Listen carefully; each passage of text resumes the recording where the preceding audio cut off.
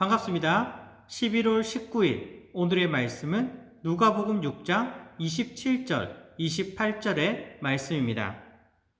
그러나 너희 듣는 자에게 내가 이르노니 너희 원수를 사랑하며 너희를 미워하는 자를 선대하며 너희를 저주하는 자를 위하여 축복하며 너희를 모욕하는 자를 위하여 기도하라. 아멘. 11월의 품성은 절제입니다. 절제란 무엇입니까? 내 몸을 쳐서 복종하는 것입니다.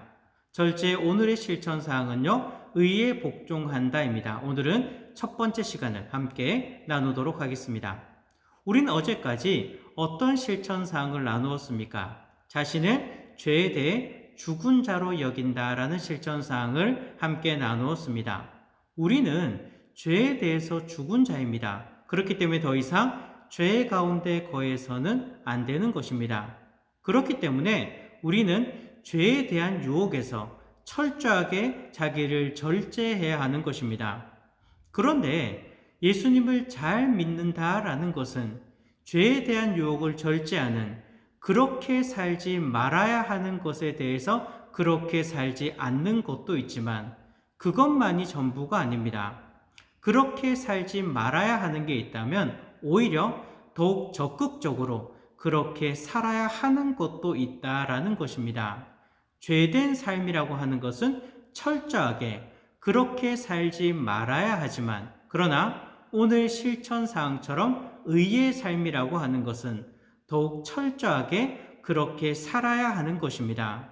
그렇기 때문에 우리의 삶은요, 그리고 믿음의 삶, 신앙의 삶이라고 하는 것은 그렇게 살지 말아야 할 것에 대해서는 철저히 그렇게 살지 말아야 하고요. 그리고 반대로 그렇게 살아야 하는 것에 대해서는 철저하게, 그리고 적극적으로 그렇게 사는 것이 참다운 신앙의 삶이다라는 것입니다. 우리는요, 죄된 삶을 버리고 그리고 의를 쫓아 살아가야 한다라는 거예요. 오늘의 말씀을 보시기 바랍니다. 하나님 우리에게 어떻게 살기를 요구하십니까?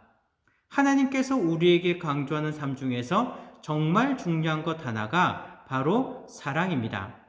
하나님은 사랑이시듯이 우리 또한 사랑의 삶을 베풀기를 요구하시는 거예요. 그런데 오늘의 말씀 보면 누구를 또한 사랑하라 라고 말씀하십니까? 27절을 보면 너희 원수를 사랑하며 너희를 미워하는 자를 선대하며, 28절에 너희를 저주하는 자를 위하여 축복하며 너희를 모욕하는 자를 위하여 기도하라고 말씀하십니다. 누구를 사랑하라 라는 거예요. 우리의 원수를, 우리를 미워하는 자를, 우리를 저주하는 자를, 우리를 모욕하는 자를 사랑하라고 말씀하시는 거예요. 세상적인 관점에서 볼 때는 사실 이것은 불가능한 이야기입니다. 세상은 어떤 사람을 사랑합니까? 나에게 잘 대해주는 사람, 그리고 내가 좋아하고 사랑하는 사람에게 사랑을 베풀어 줍니다. 그런데 하나님께서는요, 우리가 지금 도무지 사랑할 수 없는 원수들을 사랑하라 라고 그렇게 말씀하시는 거예요. 우린 이런 하나님의 말씀을 듣고는 이렇게 하나님께 이야기할지도 모르겠습니다. 하나님, 사실 이건 좀 아니지 않습니까? 어떻게 저런 사람까지도 사랑할 수 있을까요?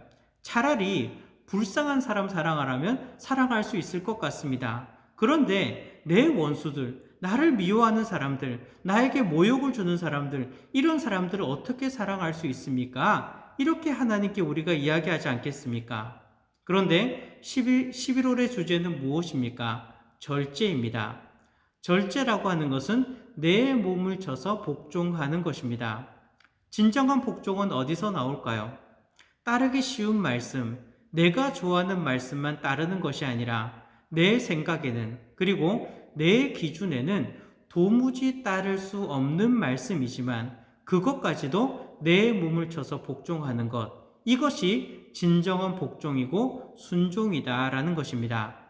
하나님께서 우리에게 말씀하셨을 때 이 말씀이 과연 맞는지 틀리는지, 아니면 내가 순종할 건지, 아니면 그냥 흘려버릴 것인지 우리는 판단해서는 안 됩니다. 하나님께서 말씀하셨다면 그 다음에 우리의 반응은요, 그 말씀에 대한 무조건적인 순종이에요. 이것이 바로 의에 복종하는 삶인 것입니다. 32절을 보시기 바랍니다. 너희가 만일 너희를 사랑하는 자만을 사랑하면 칭찬받을 것이 무엇이냐? 죄인들도 사랑하는 자는 사랑하느니라. 어떻게 말씀하십니까? 나를 사랑하는 사람, 나에게 잘 대해주는 사람을 사랑하는 것, 그것은요, 하나님 믿지 않는 사람들도 그렇게 한다는 것입니다. 우리는요, 그보다 나은 사랑을 해야 되지 않을까요? 우리는 그보다 나은 삶을 살아야 되지 않을까요?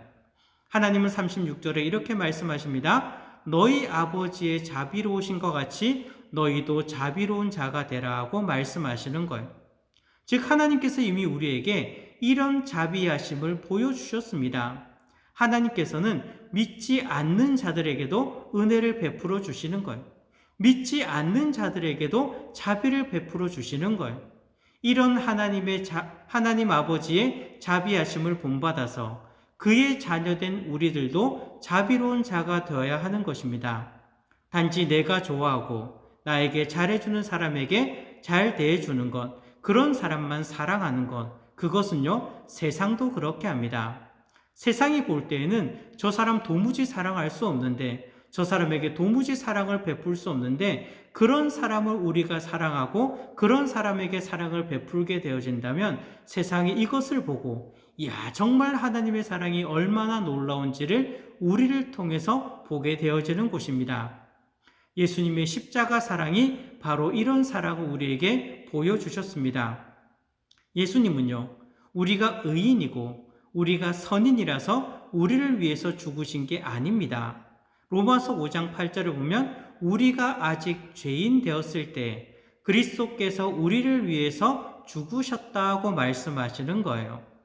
예수님께서는요, 우리가 착하고 의롭고 선해서 우리를 위해서 죽으신 것이 아니라 우리가 아직 죄인 되었을 때 우리를 위해서 십자가를 지시고 죽어주셨다라는 것입니다.